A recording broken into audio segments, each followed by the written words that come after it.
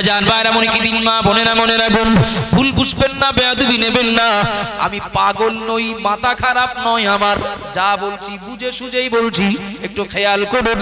মসজিদে নববীর মুয়াজ্জিন নির্বাচন হবে। কে হবেন মুয়াজ্জিন? সাহাবারা সবাই বসে আছেন, নবীও আছেন। ও বাবা জিরা ভাইয়েরা বোনেরা বোন, এটা তো আমরা বিলক্ষণ জানি। আমার নবী কোনো সিদ্ধান্ত নিতেন না, নবী কোনো কথা বলতেন না মহান আল্লাহর হুকুম ছাড়া। ঠিক বলছি না ভুল বলছি?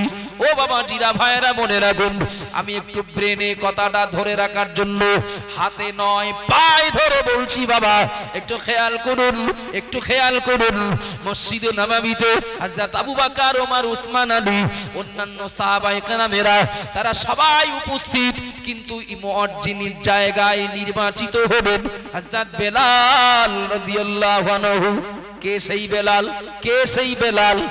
বেলাল হাবশি, গায়ের রংটা তার বিরাট কালো, শুধু কালো না, বিরাট কালো। ও বাবা জিরা ভাইরা মনে রাখুন, বেলাল উমাইয়ার বাড়ির গোলাম। আবার বেলাল ছিলেন তোতলা। তোতলা বোঝেন তো?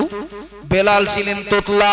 কথা বলতে গেলে জড়িয়ে যেত, কথা বলতে গেলে বেঁধে যেত, বাধা বাধা হতো। কিন্তু মসজিদ নববীর মুয়াজ্জিন পদে নির্বাচিত হলেন নবী মুহাম্মদ রাসূলুল্লাহ সাল্লাল্লাহু আলাইহি ওয়াসাল্লামের হায়াতে থাকাকালীন হযরত বেলাল রাদিয়াল্লাহু আনহু। একটু জোরে বলেন সুবহানাল্লাহ, আরো জোরে বলুন সুবহানাল্লাহ। ও বাবা জিরা মানা, একটু দয়া করে বলবেন নাকি, যদি চেহারার বিচার হতো, যদি রূপ সৌন্দর্যের বিচার হতো, যদি অর্থ সম্পদের বিচার হতো, যদি গলার সুর বা কণ্ঠের বিচার হতো, বেলাল কোনদিন মুয়াজ্জিন হতে পারতেন? কিসের বিচার হয়েছে? তার অন্তরের, তার আমলের, তার কর্মের। সুবহানাল্লাহ বলবেন না? একটু মোহাব্বত করে বলেন না সুবহানাল্লাহ। আরো অনেক সাহাবারা আছেন, কোন সাহাবাকে ছোট করা যাবে না, কোন সাহাবাকে ছোট করা যাবে না, ছোট ভাবা যাবে না। সাহাবাদের প্রতি বিশ্বাস রাখাটাও তো আমাদের ঈমান। সুবহানাল্লাহ বলেন। কিন্তু ওই সাহাবাদের ভিতরে সবার থেকে বেশি উপযুক্ত বেলাল, তাই বেলালকে করা হয়েছে। কথা ঠিক বলছি না ভুল বলছি? উপযুক্ত কোন দিক থেকে? যদি চেহারায় হয় বেলাল ও জায়গা পেতেন না, যদি কণ্ঠে হয় বেলাল ও জায়গা পেতেন না, যদি দৈহিক গঠনে হয় বেলাল ও জায়গা পেতেন না, যদি সুর দেখে হয় বেলাল ও জায়গা পেতেন না। বেলালকে চয়েস করা হয়েছে তো বাইরে দেখে নয়, ভিতর দেখে। ঠিক না ভুল বাবা? কি সুন্দর বলে দিচ্ছে। অমুক হুজুর আসলে আমি যাব না, কিছু বোঝা যাচ্ছে নাকি? অমুক হুজুর আসলে আমি যাব না, অমুক হুজুর আসে তাহলে কিন্তু আমি যাব না। দাওয়াত নেওয়ার সময় নিয়ে, দাওয়াত নেওয়ার সময় নিয়ে সবার কাছাকাছি, আর 1 সপ্তাহ বাকি, কি আর 10 দিন বাকি। হয়তো আফজানগরের থেকে একটা বড় সভা পেয়েছেন, তা ক্যান্সেল করবে কি করে? তার সুতনাটা খোঁজ দেখি কারা কারা রয়েছে ওখানে, তো অমুক তমুক আছে। না না না না, বড় থাকলে তো আমি তো জলসা করি না, আমি পরহেজ করে চলি। আমি সুদখোর, ঘুষখোর, ইসলামের চরম দুশমন, অন্যান্য ধর্মের মানুষ কাওরা মুসি যাই হোক আমি ওদেরকে পরহেজ করি না, তবে এদের থেকে আমি পরহেজ করে চলি। ওরা থাকলে আমি সেখানে যাই না। আমি কারোর নাম বলিনি, যার ঘা থাকবে তার জ্বালা করবে। কথা ঠিক না? বেলাল রাদিয়াল্লাহু আনহু মসজিদে নববীর মুয়াজ্জিন হলেন, আজান দিতে লাগলেন। আব্বাজান ভাইরা মনে কি দিন মা বোনেরা মনে রাখুন, হযরত বেলাল রাদিয়াল্লাহু আনহু কোন একদিন ফজরের আজান দিলেন না। এ কথা কিন্তু আজকে নতুন শুনছেন না আপনারা, কথা প্রসঙ্গে আসলো বলে বলছি। বেলাল রাদিয়াল্লাহু আনহু একদিন ফজরের আজান দিলেন না। আল্লাহর ফেরেশতা জিবরাইল চলে আসলেন প্রিয় নবীর কাছে। আসসালামু আলাইকা ইয়া রাসূলুল্লাহ, আসসালামু আলাইকা ইয়া হাবিবাল্লাহ। ও আল্লাহর নবী, ও গো আল্লাহর নবী, আপনার মসজিদ নববীতে আজ আজান হলো না কেন? আজ আজান শুনলাম না কেন? ও বাবাজিরা ভাইরা, আল্লাহর নবী বললেন, ওগো ভাই জিবরাইল, প্রতিদিন যে সময় আজান হয় আজও একই সময়ে আজান হয়েছে। প্রতিদিন যে সময় আজান হয় আজও একই সময়ে আজান হয়েছে। আল্লাহর ফেরেশতা জিবরাইল বললেন, ও আল্লাহর নবী মুহাম্মদ রাসূলুল্লাহ সাল্লাল্লাহু আলাইহি ওয়াসাল্লাম, আমি আল্লাহর ফেরেশতা জিবরাইল বলছি, আপনার সাহাবা হযরত বেলাল যখন আজান দিতেন, বেলালের আজানের আওয়াজ, বেলালের আজানের ধ্বনি মহান আল্লাহর আরশে মহল্লায় পৌঁছে যেত। একটু জোরে বলুন সুবহানাল্লাহ, আরো জোরে বলুন সুবহানাল্লাহ। বেলালের আজান আল্লাহর আরশে মহল্লায় পৌঁছাতো। বলছেন কে? আল্লাহর ফেরেশতা জিবরাইল। ওগো আল্লাহর নবী, আজ মসজিদ নববীর ফজরের আজান শুনতে না পাওয়ার জন্য আপনার কাছে কারণ জানতে এসেছি, কারণ শুনতে এসেছি। কিন্তু আশ্চর্য ব্যাপার, ওই দিন যিনি আজান দিলেন নবীর আর একজন প্রসিদ্ধ সাহাবা হযরত আব্দুল্লাহ ইবনে মাসউদ রাদিয়াল্লাহু আনহু। ও বাবাজিরা ভাইরা, মনে রাখুন, হযরত আব্দুল্লাহ ইবনে মাসউদ হন আর অন্য কোন সাহাবা হন, যিনি হন না কেন, বেলালের থেকেও তিনি দেখতে ভালো, বেলালের থেকেও তার কণ্ঠ ভালো, বেলালের থেকেও তার আর্থিক অবস্থা ভালো। কিন্তু মনে রেখে দিন, ওই মুয়াজ্জিনের আযান আল্লাহর আরশে মহল্লায় পৌঁছালো না, কালো বেলালের, হাবশি বেলালের আযান পৌঁছে যেত। একটু জোরে বলবেন না সুবহানাল্লাহ, আরো জোরে বলুন সুবহানাল্লাহ। ও বাবাজিরা ভাইরা, মনে রাখুন, একই সঙ্গে যদি মনে করি মাসটা চলছে পবিত্র রজব মাস, মাসটা চলছে রজব মাস, খেয়াল করে দেখুন, একই বছরে নবীর চাচা আবু তালিব আর নবীর বিবি আম্মা জান খাদিজা দুজনাই একই বছরে ইন্তেকাল করলেন, একই বছরে দুজনা বিদায় নিলেন। আল্লাহর নবী যেন তিনি অভিভাবক হারা হয়ে গেলেন, গার্জিয়ান হারা হয়ে গেলেন। ও বাবাজিরা মায়েরা, আব্বা নাই, মা নাই, দাদা নাই, চাচা নাই, অভিভাবিকা শুধু স্ত্রী নন, আম্মা জান হযরত খাদিজা নবীকে শুধু স্ত্রী হিসাবে শুধু দেখতেন না, স্ত্রী হিসাবে শুধু দায়িত্ব পালন করতেন না, আম্মা জান খাদিজা নবীর পিছনে একজন অভিভাবিকার মতো দায়িত্ব পালন করতেন। একটু জোরে বলুন সুবহানাল্লাহ। ও বাবাজিরা মায়েরা, মনে রাখুন, আল্লাহর কি শান, আল্লাহর কি ইশারা। একই বছরে আম্মা জান খাদিজা এবং নবীর চাচা আবু তালিব দুজনাই বিদায় নিলেন, একই বছরে মারা গেলেন। আল্লাহ পাক রব্বুল আলামিন ফেরেশতা জিবরাইলকে জানিয়ে দিলেন, ওগো জিবরাইল চলে যাও, ও জিবরাইল চলে যাও, আমার নবীকে আমি আল্লাহ আমার কাছে নিয়ে এসো। একটু জোরে বলেন, একটু মহব্বতে বলেন না, আমার নবীকে আমার কাছে নিয়ে এসো। এই সেই রজব মাসে ফেরেশতা জিবরাইল বোরাক নিয়ে চললেন। কোথায়? আমার নবীকে আল্লাহর কাছে নিয়ে যাবেন, আমার নবীকে আল্লাহর কাছে পৌঁছে দেবেন। জিবরাইল হলেন মাধ্যম। আল্লাহর ফেরেশতা জিবরাইল উম্মে হানির বাড়ি থেকে আল্লাহর নবীকে নিয়ে সোজা চলে গেলেন বাইতুল মুকাদ্দাস। বাইতুল মুকাদ্দাস দুনিয়ার সব মানুষ হয়তো জানতেন না, তার পরিচয় দুনিয়ার সব মানুষ হয়তো বুঝতেন না, অতটা ভাবতেন না। কিন্তু বর্তমানে ফিলিস্তিন বনাম ইসরায়েলের যুদ্ধের কারণে বাইতুল মুকাদ্দাস সবার কাছে পরিচিত একটা নাম। কথা ঠিক বলছি না ভুল বলছি? চলে গেলেন বাইতুল মুকাদ্দাসে।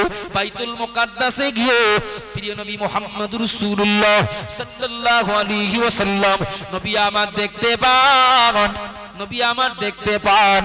সব নবী রাসূলেরা রূহানি হালাতে বাইতুল মুকাদ্দাসে নামাজ পড়ার জন্য কাতারে দাঁড়িয়ে, কেবলমাত্র ইমামের জায়গাটা খালি।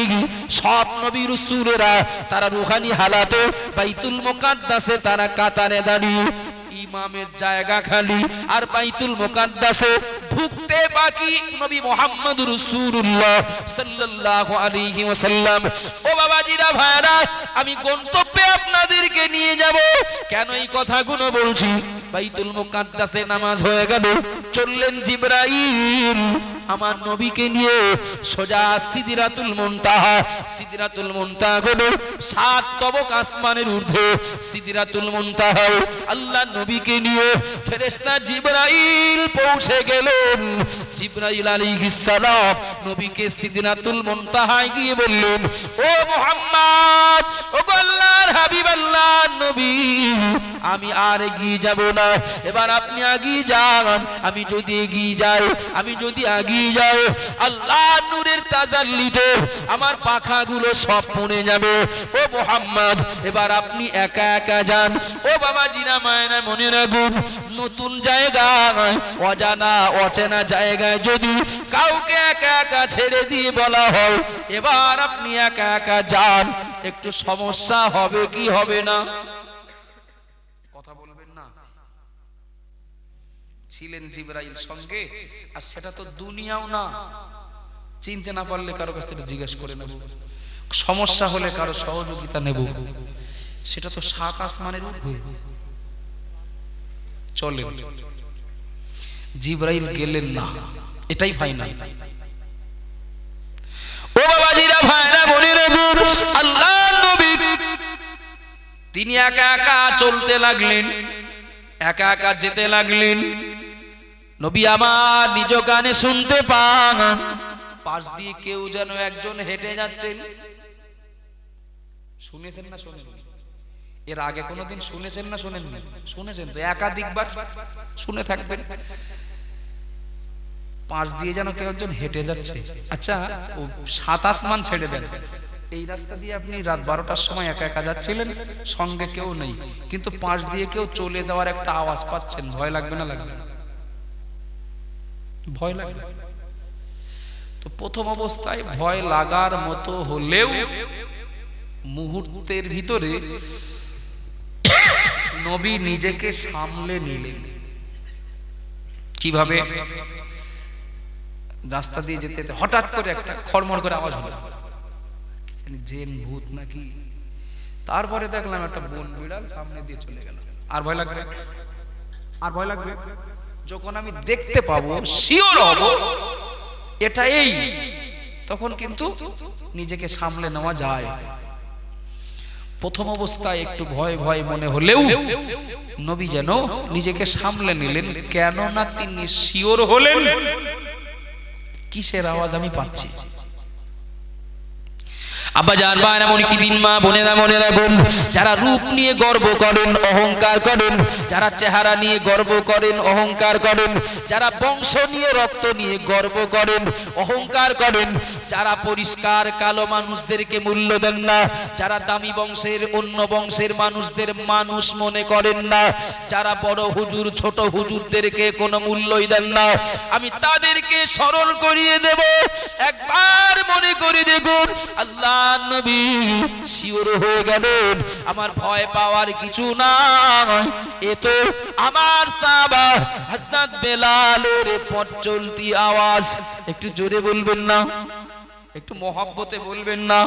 এই যে পথ চলতি আওয়াজটা পাচ্ছি, এই পথ চলতি আওয়াজটা আমার সাহাবা হযরত বেলালের। ও বাবা জিরা, ভাইরা, মনে রাখুন, আল্লাহ নবী 7 আসমানের ঊর্ধ্বে, আর বেলাল তো জমিনে। বেলাল হুজুর জমিনে। আপনাদের অসুবিধা হচ্ছে নাকি?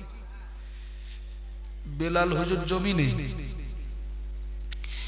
নবীর পায়ের, বেলালের পায়ের আওয়াজটা নবী শুনতে পাচ্ছেন, এটা নবী শিওর হলেন যে এই যে পথ চলা আওয়াজটা আমি শুনতে পাচ্ছি, এটা আরশে মহল্লার কি সিদরাতুল মুনতাহার কি 7 আসমানের উপরে থাকা কারণ নয়, আমার সাহাবা হযরত বেলালের পথ চলা আওয়াজ। একটু জোরে বলুন, একটু মহব্বত করে বলেন না সুবহানাল্লাহ। ও বাবাজিরা, ভাইরা, মনে রাখুন, ও মা বোনেরা, মনে গেলেন আল্লাহ নবী আল্লাহর সঙ্গে দিদার করলেন, জান্নাত জাহান্নাম ভ্রমণ করলেন, সব কাজ মিটে গেল। নবী আমার সোজা আবার যথারীতি ওই রাতেই চলে আসলেন দুনিয়ায়। নিজ গৃহ নিজ বাসায়। ও বাবাজিরা ভাইরা বোনেরা গো, সকাল হয়ে গেল, সকাল হয়ে গেল, বেলালের সঙ্গে নবীর দেখা। ও আমার সাহাবা বেলাল, আগে কিন্তু অনেক কথা উম্মে হানিকে নবী বলেছেন, এই হয়েছে, আমি ওই কথাগুলো বলছি না, আমার যেটা দরকার সেটা বলছি।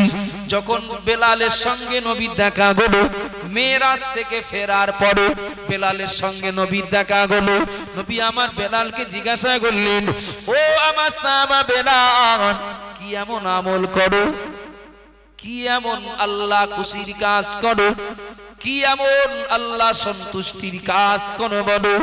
ও বাবা জিরা মায়না, এ কথা জিজ্ঞাসা করার কারণ হলো টাকার বিনিময়ে, সম্পদের বিনিময়ে, চেহারার বিনিময়ে, বংশের বিনিময়ে, সৌন্দর্যের বিনিময়ে এ সম্মান আল্লাহ কাউকে দেন না, দেন আমলের বিনিময়ে। সুবহানাল্লাহ বলেন না। নবী জিজ্ঞাসা করলেন, কি এমন আমল করো বেলাল, তুমি চলছো জমিনে, আমি নবী তোমার পথ চলা আওয়াজ সিদরাতুল মুনতাহা থেকে শুনতে পেয়েছি। সুবহানাল্লাহ বলে, কি এমন আমল করো তুমি? একটু ধারণাটা পাল্টাই না বাবা, ধারণাটা একটু পাল্টাই, একটু পাল্টাই। চোখের কালো চশমাটা একটু খুলে ফেলি। কালো চশমা যদি চোখে পড়া থাকে তা সব কালো দেখাবে। রঙিন চশমা যদি পরি তো সব রঙিন, সাদা জিনিস রঙিন দেখাবে। কথা ঠিক বলছি না ভুল বলছি? রঙিন চশমা পরা থাকলে রঙিন জিনিসটাও রঙিন দেখাবে। চশমা যদি খুলে ফেলি তাহলে কালোটা কালো দেখাবে, সাদাটা সাদা দেখাবে। ধোকায় পড়তে হবে না। কথা ঠিক না ভুল বাবা? আল্লাহর কাছে বিচার আমলের বিচার। সে যত নিম্ন বংশের কেউ হোক, যত নিম্ন শ্রেণীর যেই হোক, ওটা আল্লাহর কাছে বিচার না। আল্লাহর কাছে বিচার হলো কাজের বিচার, আমলের বিচার, ঈমানের বিচার, তার অন্তরের বিচার। বিরাট নামি দামি পরিবারের কেউ, কিন্তু সে যদি হয় আল্লাহ এবং নবীর দেওয়া গাইডলাইনের উল্টো পথে চলা কেউ, ও আল্লাহর শত্রু। বিশ্বাস করি না। আর মেথরের বাচ্চা হতে পারে, মেথরের পরিবারের কেউ হতে পারে, কিন্তু সে যদি ইমানদার হয়, আমলওয়ালা হয়, আল্লাহর কাছে ও অনেক সম্মানের। সুবহানাল্লাহ বলেন, একটু মহব্বত করে বলেন। বংশের বিচার, রক্তের বিচার, চেহারার বিচার, সৌন্দর্যের বিচার, অর্থ সম্পদের বিচার আমরা করি। আল্লাহ যদি করতেন, আমরা বলে সব পাকড়াও হতাম না। প্রায় অধিকাংশ মানুষ আমরা যে বিচার করি, এই বিচার যদি আল্লাহ করতেন, অধিকাংশ মানুষ আল্লাহর বিচারে বলে আমরা ধরা পড়ে যেতাম। ও বাবাজিরা ভাইরা বোনেরা গো, আল্লাহর নবী বেলালকে জিজ্ঞাসা করলেন, সাহাবা বেলাল, কি এমন ভালো কাজ করো, কি এমন নেকির কাজ করো বলো। হযরত বেলাল বললেন, ইয়া রাসূলুল্লাহ, ইয়া হাবিবাল্লাহ, ও আল্লাহর নবী, হুজুর কি করি না করি আপনি তো সব জানেন, আপনি আমাকে চেনেন, আমি আপনার সাহাবা, আপনার সঙ্গে আপনার নগণ্য সাহাবা, তেমন ভালো আমল, তেমন বেশি নেকি, তেমন বেশি আল্লাহ খুশির কাজ করতে পারি না, তবে চেষ্টা করি সর্ব অবস্থায় পবিত্র হয়ে থাকার জন্য। মহব্বত হবে না? সুবহানাল্লাহ। অনেক আমল চেষ্টা করি, তার ভিতরে একটা ভাইটাল আমল হলো আমি পাক পবিত্র অবস্থায় থাকার চেষ্টা করি। আল্লাহর কাছে দুটো শ্রেণীর মানুষ খুব প্রিয়, আল্লাহ খুব ভালোবাসেন। এক শ্রেণী তওবাকারী, আর এক শ্রেণী পবিত্রতা অর্জনকারী। এটা তাকবীর দেন, নারে তাকবীর। আর একটু জোরে হবে না? নারে তাকবীর। হুজুর কোন দিকে যাচ্ছে? জনাব আলহাজ মুহতারাম মাওলানা মুফতি রজব আলী সাহেব হুজুর বলেন জিন্দাবাদ। আলহাজ মাওলানা মুফতি রজব আলী সাহেব হুজুর বলেন জিন্দাবাদ। না